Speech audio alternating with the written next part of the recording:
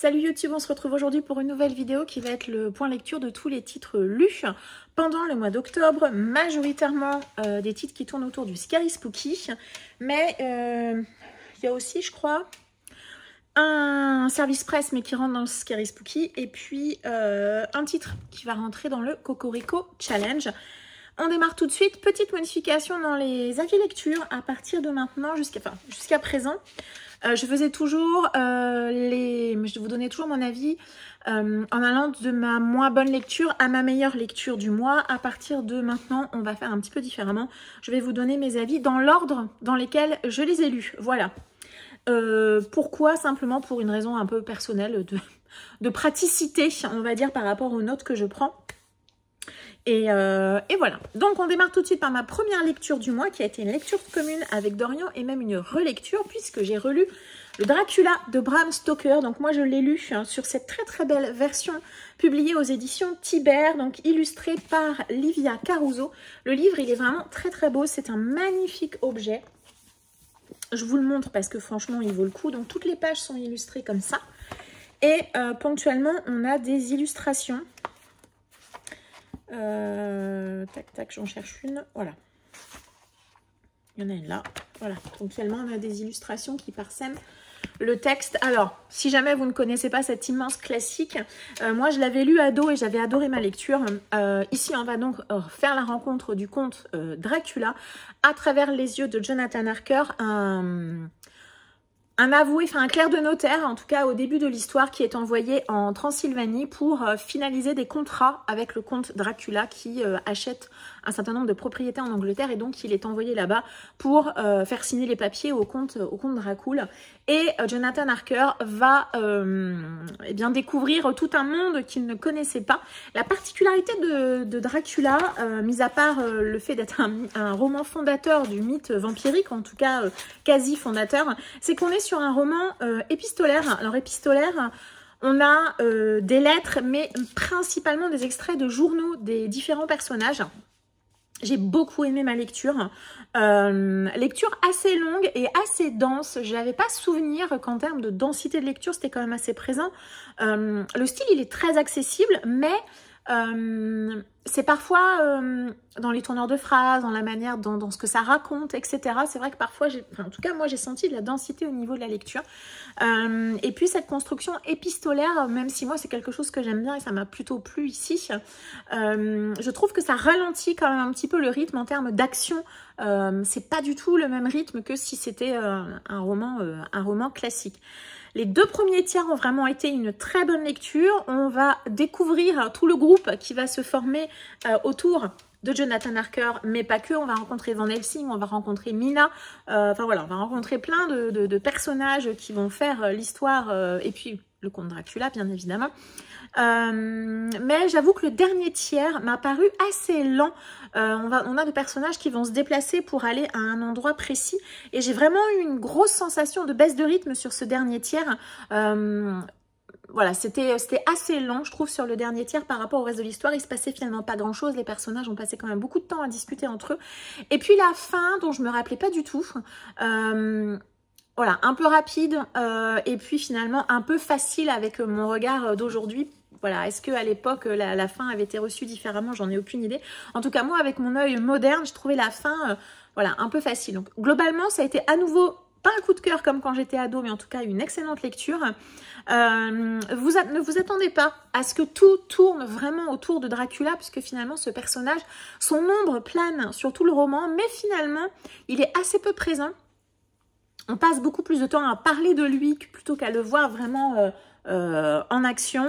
On a aussi une grosse présence de tout ce qui est lié à la religion, au péché. Et puis on a une opposition assez importante quand même entre Dieu et Dracula. Voilà, qu'est-ce qui fait de l'homme un pécheur, en fait? Voilà, on a vraiment cette grosse partie religion qui m'avait pas marqué à ma première lecture ado, mais qui là, pour le coup, m'a un petit peu sauté aux yeux.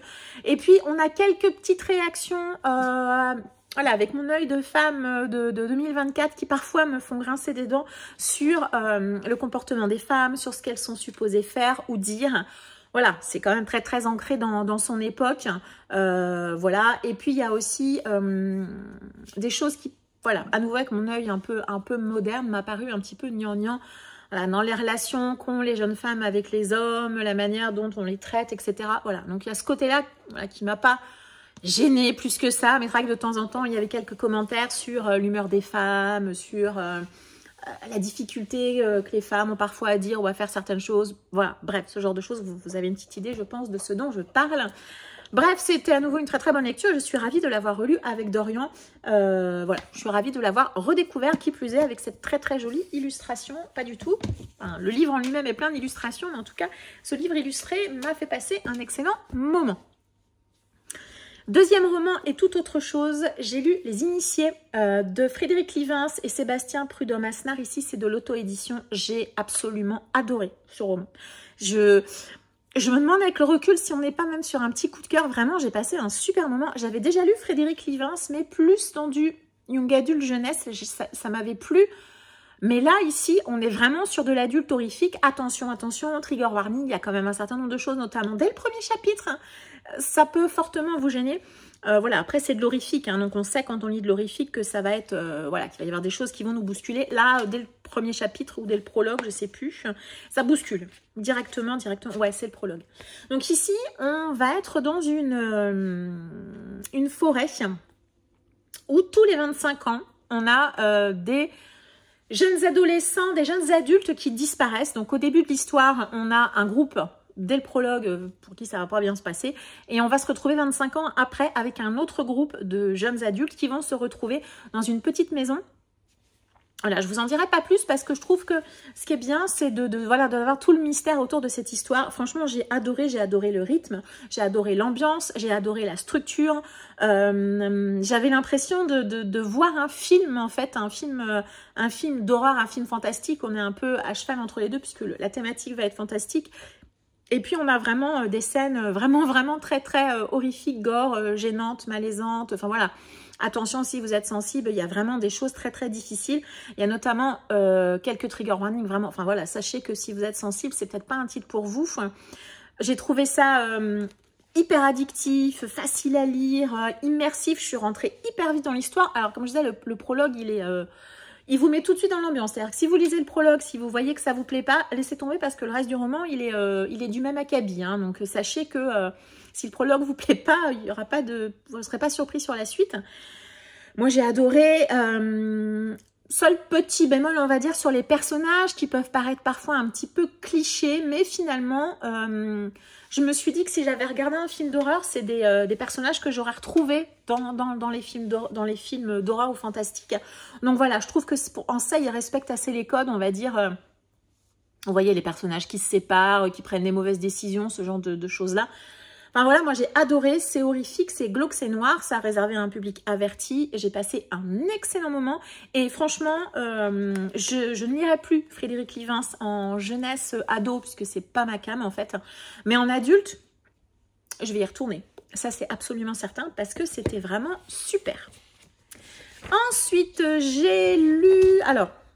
j'ai relu 1, 2, 3 zombies de Bertrand Crapès, c'est publié chez Livresse Éditions. C'est un post-apocalyptique, un peu aussi en mode épistolaire, hein, pourrait-on dire, puisqu'on va suivre une invasion zombie, mais à travers plein de personnages différents. Là, par exemple, au début, on va être sur un bureau de maintenance d'un laboratoire de recherche. On a des extraits de radio. Là, on est ensuite dans un centre pénitentiaire. Donc, on a des extraits de radio, des émissions de télé. On a, là, par exemple, on a des extraits du journal de TF1. Enfin, vous avez compris l'idée.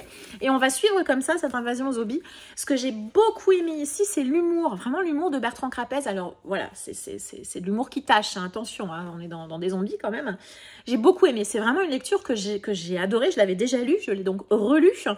Pourquoi est-ce que je l'ai relu? Pour pouvoir lire le tome 2, 1, 2, 3 vampires, donc toujours de Bertrand Crapès, toujours chez Livresse Éditions.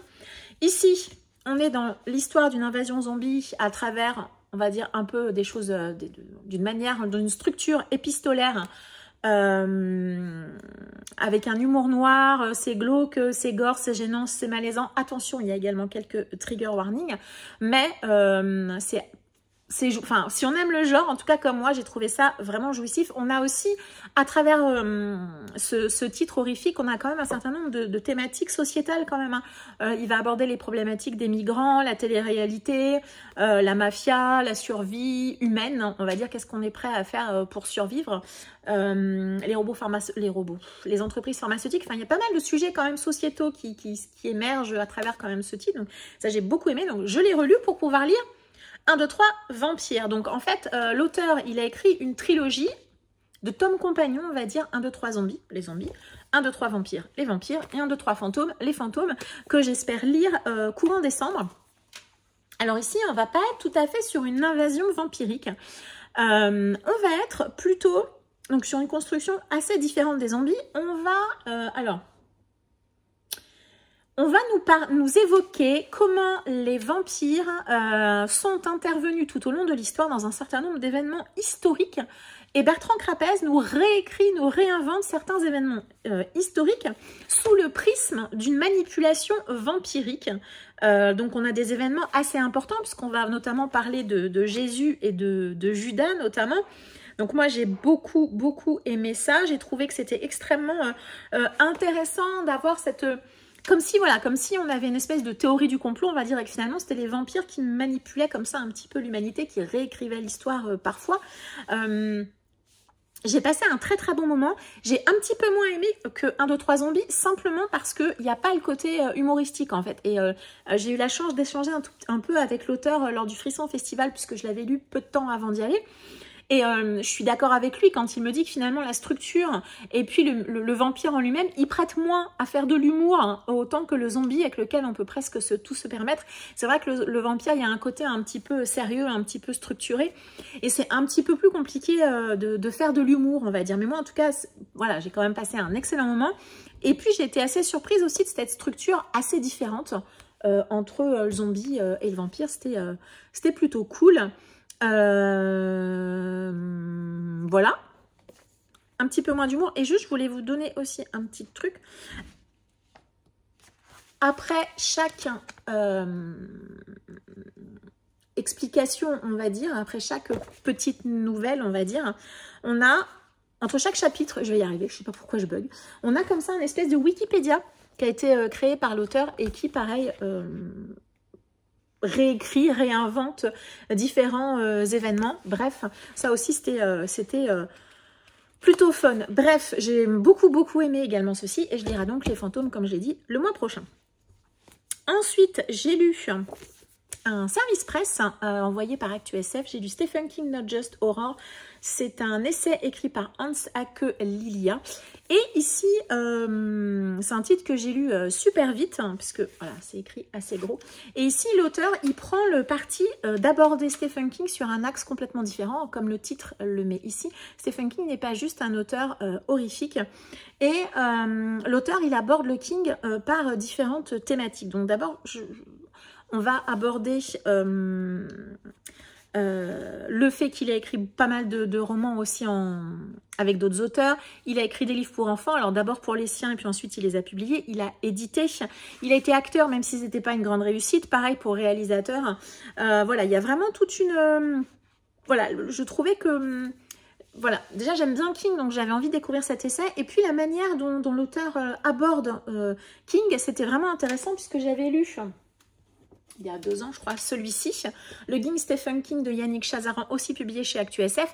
Là, un essai un peu plus classique, on va dire, où l'auteur aborde l'auteur à travers différentes grandes thématiques de son œuvre. Ici, on est plutôt sur King et finalement en dehors de l'auteur horrifique. C'était plutôt intéressant. Je trouve que dans ce roman, on sent vraiment l'amour, la passion, mais également le respect que l'auteur a pour King, puisqu'il le suit depuis des années. Et il a également un des plus gros sites internet existants sur l'auteur. Donc voilà. Et c'était aussi intéressant de l'aborder de cette manière... finalement un peu différent de tout ce que j'ai pu lire ailleurs, puisque King, roi de l'horreur, mais c'est vrai que c'est pas que ça, c'est pas... il y a un côté fantastique, mais l'horreur pure, je pense qu'au fur et à mesure des années, il s'en est un peu éloigné. Et voilà, c'était un peu... c'était très intéressant. Il y a également 2 interviews que l'auteur de cet essai a réalisé avec King. 2 interviews que j'ai beaucoup aimées. C'est toujours intéressant, je trouve, d'en apprendre plus sur un auteur et sur King aussi, enfin, voilà, surtout quand c'est un auteur qu'on apprécie. De ce que je garde de ce titre, c'est... j'ai pas forcément appris énormément de choses comme dans le guide Stephen King, où là, pour le coup, j'avais vraiment appris beaucoup de choses. Et puis, je continue de le compulser à chaque fois que je lis un nouveau roman de King. Donc, ici, j'ai pas forcément appris des choses sur l'œuvre de l'auteur, mais j'ai appris des choses, on va dire, sur l'auteur en lui-même, sur peut-être la manière dont il perçoit lui-même son œuvre. Et voilà, j'ai trouvé ça vraiment super intéressant à lire.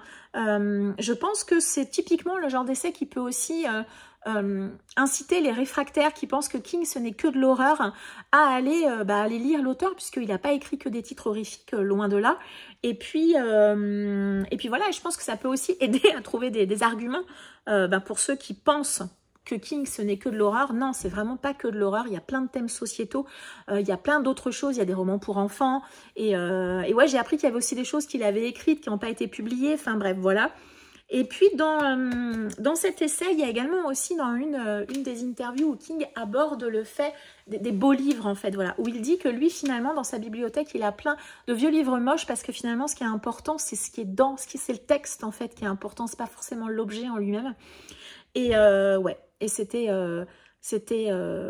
plutôt très intéressant à lire et j'ai vraiment passé un super moment.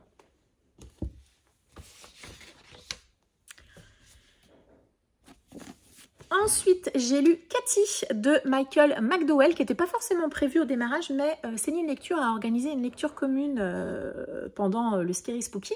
Et j'ai trouvé que c'était une très bonne idée parce que c'était un roman qui m'intéressait beaucoup. Et je l'ai acheté il y a peu d'ailleurs. Je l'avais acheté juste avant, c'était le hasard. J'avais beaucoup aimé, moi je fais partie de ceux qui ont beaucoup aimé Blackwater, donc j'étais curieuse de découvrir autre chose. Ici, on est dans un roman où on va faire la rencontre de Philomena, une jeune femme qui vit dans la pauvreté, dans le dénouement le plus total avec sa mère. Et un jour, elle va recevoir une lettre de son grand-père. Grand-père qui, lui, est un homme... Elle va découvrir que ce grand-père est un homme extrêmement riche. Et il est en danger puisqu'il est séquestré quasiment chez lui par une famille de personnes... on va dire de voyous, on va dire ça comme ça, et notamment que dans cette famille de voyous, il y a notamment Cathy. Et l'histoire va partir de là. C'est un roman ultra addictif. Alors si dans Blackwater, ça se lisait tout seul, ici c'est pareil. Enfin moi en tout cas, j'ai ressenti la même chose en termes d'addictivité. Est-ce que ça se dit? Je suis pas certaine. En tout cas, la plume était ultra efficace. Le roman, je l'ai absolument dévoré.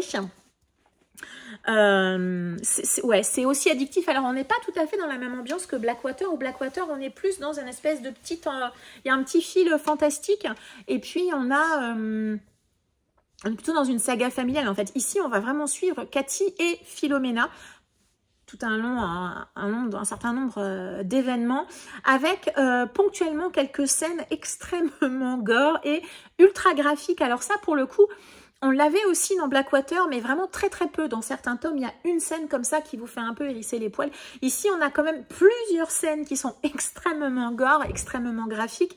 Et voilà, moi j'ai trouvé ça super réussi. On a aussi une petite ambiance saga familiale, enfin pas du tout au niveau de Blackwater, hein, vraiment pas. Mais on a également aussi, je trouve, une partie dénonciation sociale quand même de la part de Michael McDowell, notamment parce qu'on a toute une partie qui va traiter autour de Philomena, qui comme je le disais est une jeune fille qui n'a pas d'argent, qui vit complètement dans la pauvreté avec sa mère. On les voit, ils sont complètement exploités et on voit aussi que les choix qu'elle va faire, qu'elle va être obligée de faire, ils sont aussi dus eh bien, à la pauvreté, le dénuement dans lequel elle vit. J'ai adoré ce roman, vraiment, j'ai passé un super moment, je relirai du Michael McDowell, vraiment sans aucun doute. Seul petit bémol, on va dire, hein, par rapport aux événements qui s'enchaînent à un moment, le Philomena, elle a un petit côté qui m'a un peu alors je vais pas dire agacée, mais je me suis dit tiens, ça m'a fait penser au côté petite fille malheureuse que pouvait avoir Princesse Sarah, Candy, pour les plus anciens d'entre vous, ça vous parlera peut-être, Pollyanna, enfin voilà, ces jeunes filles qui sont, alors les histoires dont je vous parle sont toutes issues de classiques de littérature, soit américaines, soit anglaises, où on a des jeunes filles qui vivent dans la pauvreté, mais qui ont le cœur pur, et qui vont résister à toutes les tentations, à tous les problèmes, et qui vont réussir éventuellement à se sortir de tout ça, tout en gardant, j'allais dire, oui, le cœur pur, en restant parfaite, entre guillemets. Donc, je trouve qu'on a un petit peu ça dans les événements qui vont s'enchaîner. Il y a un petit côté quand même répétitif sur certaines choses. Et puis, on a aussi une autre chose, c'est qu'on a vraiment les gentils contre les méchants. C'est quand même assez manichéen. Il n'y a pas tellement, je trouve, on n'a pas forcément de personnages gris dans cette histoire. On a vraiment Philomena, puis un certain nombre de personnages qui tournent autour d'elle, qui sont les gentils. Et puis Cathy et sa famille, qui sont les méchants. Voilà, ça c'est un peu manichéen pour le coup. Mais voilà, ça m'a pas... Franchement, ça m'a pas du tout gênée. Voilà, pas du tout gênée dans ma lecture. J'étais vraiment emportée. J'avais envie de savoir ce qui allait arriver à Philomena. Est-ce qu'elle allait réussir à s'en sortir? Comment Cathy... Qu'est-ce qu'elle est arrivée à Cathy? Est-ce qu'elles allaient se rencontrer? Comment ça allait se passer? Etc. etc. Voilà, c'était une super lecture. Et franchement, je relirai vraiment du Michael McDowell sans aucun doute. Un autre roman qui m'a... sur lequel j'ai toujours pas d'avis définitif en fait. Hein. Presque 3 semaines après l'avoir lu, je suis toujours pas... J'ai lu La cabane aux confins du monde de Paul Tremblay, publié chez Galmester, collection Totem. Ici, alors, je vais vous en dire très très peu sur le résumé. Vous savez, de manière générale, j'en dis peu sur les résumés. J'ai toujours peur de spoiler et de vous dire trop de choses qui seraient un peu dommage pour votre lecture. Au tout début de l'histoire, on va rencontrer une petite fille. Elle est avec ses 2 papas dans une cabane aux confins du monde, dans une cabane à côté d'un lac. On devine qu'ils ont dû partir en vacances et donc elle est dehors, elle joue avec des insectes de mémoire. Et il y a un homme qui va arriver et qui va lui dire que il a besoin d'aller rencontrer ses papas parce que le choix qu'il pourrait être amené à faire pourrait avoir des conséquences énormes. Voilà. Je vous en dirai rien de plus par rapport au résumé. C'est un huis clos, vous savez que j'aime beaucoup les huis clos, c'est un de mes genres de lecture préférés, donc en ça m'a beaucoup plu. J'ai beaucoup aimé l'ambiance qu'il y a dans ce roman, la plume de l'auteur que j'avais jamais lu, Paul Tremblay, en tout cas moi j'ai beaucoup aimé l'ambiance. L'auteur il réussit à installer un suspense qui va crescendo tout au long de l'histoire. On a pas mal de révélations tout au long du roman aussi qui arrivent. On a pas mal de scènes qui sont à la limite de l'horreur. On a à nouveau des scènes assez graphiques. Alors, oui, on a quelques scènes graphiques et puis on a aussi des choses qui sont suggérées mais qu'on comprend assez bien, hein, on va dire. Il y a un événement qui arrive aux 2/3 du roman qui m'a beaucoup surprise et j'ai pas compris l'intérêt de cet événement en fait. Il y a une thématique qui est également ultra présente dans ce roman, mais j'avoue que une fois que je l'ai terminé, j'ai un peu de mal à comprendre quel était l'intérêt de sa thématique, mis à part le fait de dénoncer quelque chose dans notre société. Mais je vois pas finalement pourquoi l'avoir abordé pour que ça ait si peu d'intérêt dans l'histoire. Et puis finalement une fin qui m'a paru... au vu de tout le reste du roman, en fait, je trouve que la fin ne colle pas, en fait, avec tout le reste du roman. Vous voyez, j'ai un avis, j'ai bien aimé l'ambiance, j'ai bien aimé le rythme, j'ai bien aimé la structure, j'ai bien aimé le côté crescendo qui avance, le suspense que l'auteur arrive à maintenir sur un certain nombre de choses, le pourquoi du comment. Mais finalement, il y a des réponses qu'on n'a pas. En soi, je peux accepter de ne pas avoir toutes les réponses, mais il y a des choses sur lesquelles je n'arrive pas encore là, après l'avoir lu 15 jours, 3 semaines après l'avoir terminé. Je suis toujours un peu entre deux. Voilà, je suis limite à me dire qu'il faudrait que je le relise pour vraiment me faire un avis définitif. Donc ça, c'est quand même plutôt positif. Je pense que c'est un roman qui ne plaira pas à tout le monde. D'ailleurs, c'est un roman qui n'a pas plu à tout le monde. Et puis, c'est un roman qui a été adapté par le réalisateur Nihat Kayamalan. Alors, je suis désolée si je ne le prononce pas bien. Le réalisateur notamment du Sixième Sens, il a adapté ce roman. Et je comprends pourquoi il l'a adapté, parce que je trouve que ça correspond tout à fait à son style de film. À cette ambiance en fait. Je suis pas étonnée du tout qu'il ait choisi d'adapter ce titre. Je dirais que globalement ça a été une bonne lecture et que je pense qu'il faudrait que je le relise vraiment pour avoir un avis définitif. Je ne regrette pas du tout d'avoir découvert ce titre, mais je pense vraiment que c'est un titre qui peut ne pas plaire à tout le monde et j'entends tout à fait. En tout cas moi ça a été... Je l'ai lu assez vite de mémoire parce que j'étais très intriguée et ouais, voilà. Globalement pour moi ça a été plutôt une bonne lecture. Ensuite, j'ai lu en lecture commune, je l'ai fait en partie en audio, en partie en papier, et je l'ai lu en lecture commune avec Dorian, comme on fait d'habitude, Charcot de Franck Tillier. Donc on poursuit les histoires de Charcot et de Lucie Hennebel. Alors forcément, ça va être compliqué de faire un résumé, puisqu'on est sur un tome 10, je crois, 9, 10, un truc comme ça. Tout ce que je peux vous dire par rapport au résumé, c'est qu'on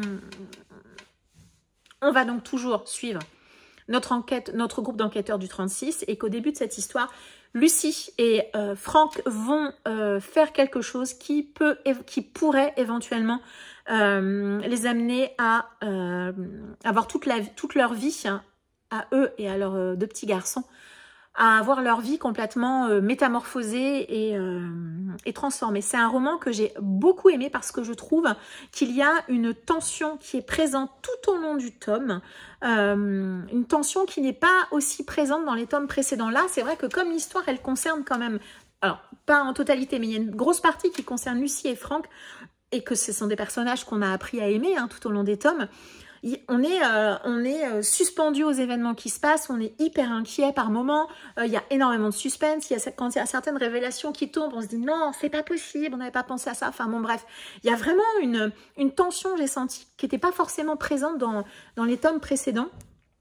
Franck Tillier, il a aucune empathie pour ces personnages. C'est pas possible. Comment on peut les faire souffrir à ce point-là? C'est quand même assez terrible. Et également un autre personnage.